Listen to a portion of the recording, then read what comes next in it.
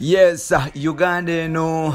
tukwaniriza ku mukutu gaffe gumanyikiddwa nga Uganda Mukamooli amanyanidde pampita ntambi jimuzo oliwaddemu kuba nti subscribinga anoba nti ofuna ebisingawo ku bino byetukutuusaako n'okuba nti weeyongera n'okumanya ebitambula mu ggwanga. Obadde okimanyi nti mwana ku bayita Faridah Nakazibwe Yandigobwa ku NTV Lwakuvuma nti yavuma Rebecca Kadaga alitwala Speaker of Ugandan Parliament. Now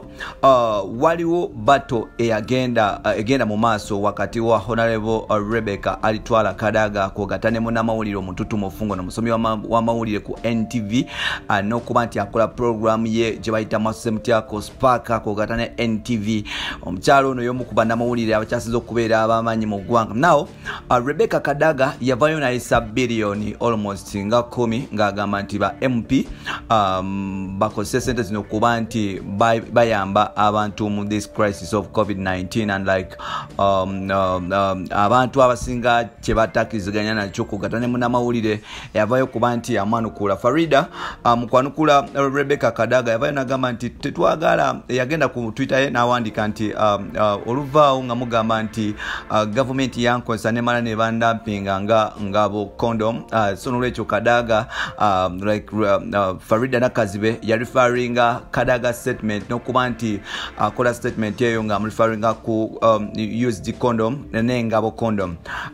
Honorable Rebecca alitwala Kadaga yalaba kino yagifuna mu pass yakipasivinga mu pass mu pass section ndala natani kuva inagamba nti munamawulire ono yamuyisaamu amaaso kugatta family ye n'abantu bakikirira abe Kamuli ne Uganda ng'ensi kuba tosobola kuvayo n'ogamba nti MP alinga condom oba like speaker alinga condom oba mukozesa nga condom. Rebecca Kadaga agambye nti yagenda mu parliament kuvadda from 86 abadde amanyi Uganda bwetambula na kiki ekitagisa okuba nti Uganda eterera. So n'olwekyo mu kuvayo okukola ekiragiro kye ekyokuba nti parliament ekwata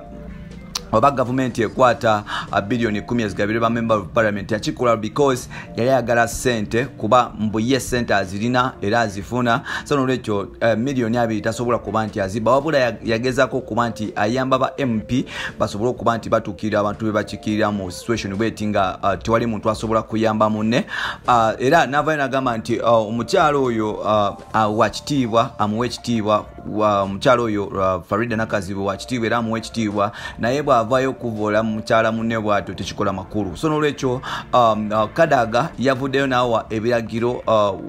aba NTV n'avayo n'abagamba nti omukyala oyo tadda ku air until further notes olw'okumuyisa otinga ku social media. Tetumanyi kiki okyogerako because mu Uganda corruption yafuuka corruption nti naba MP bafuna sente epitirivu but at the end of the day tulaba kibakolera ggwanga bw'otambula mu site yonna tetumanyi nsereko kyatukolera tetumanyi road mayor kyatukolera nti Kampala yonna ejjudde ebinnya tulaba sente tebazikosa na kyokka nga tebafuna sente epitirivu. So n'olwekyo Faridah Nakazibwe yavayo kola okusubmittinga opinion ye about Kadaga's command and idea. Kadaga yakifuna mu nfuna ndala. Faridah omulimo gwe guli mu lusuubo. Faridah ali ku bunkenke bamuyimiriza okola ku NTV bwe kigambibwa okuba nti mbo bagenda muyimiriza okuba nti akola ku NTV until further notes lwakutyobola speaker wa parliament. Uganda bantu bangi bakozesa power zaabwe okuba nti bakozesa power zaabwe okulinyirira eddembe ly'abantu abalala because okubeera munamawulire kigaana kuba nti ogivinga opinion yo ne munamawulire muntu nga gwe ate ne munamawulire akola ensobi. So nga nze munamawulire I stand with Faridah Nakazibwe because tunyigirizibwa nnyo mu Uganda nti Faridah nasobola okwogera naye ate gwe kyaliwanga ali eyo bokola statement wali agira banagiraba so nga ate olina eddembe lyokola okuwa opinion yo mu bigenda mu ggwanga because osasula omusolo ate nga gwe omu kuba making Uganda okubeera nga Uganda yomutali bantu tolina kyosobola fuga. So nze ngamba nti I stand with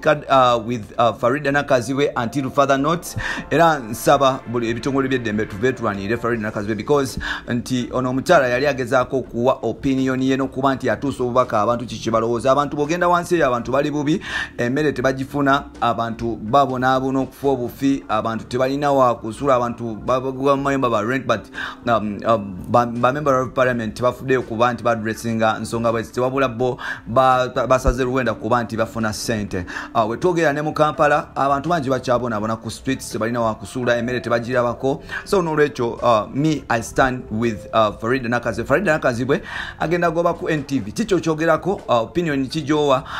ku nsonga bweti oli waddemu kuba nti subscribing kweno channel ne tubeera nga tukwatagana ate follow me on TikTok Jimzo16 and Twitter Jimzo16 tubeera nga tukwatagana mpola mpola muganda wange bino n'ebirala byogenda okufuna episodes zaffe ezidako amawulire gaffe agaddako bye bye.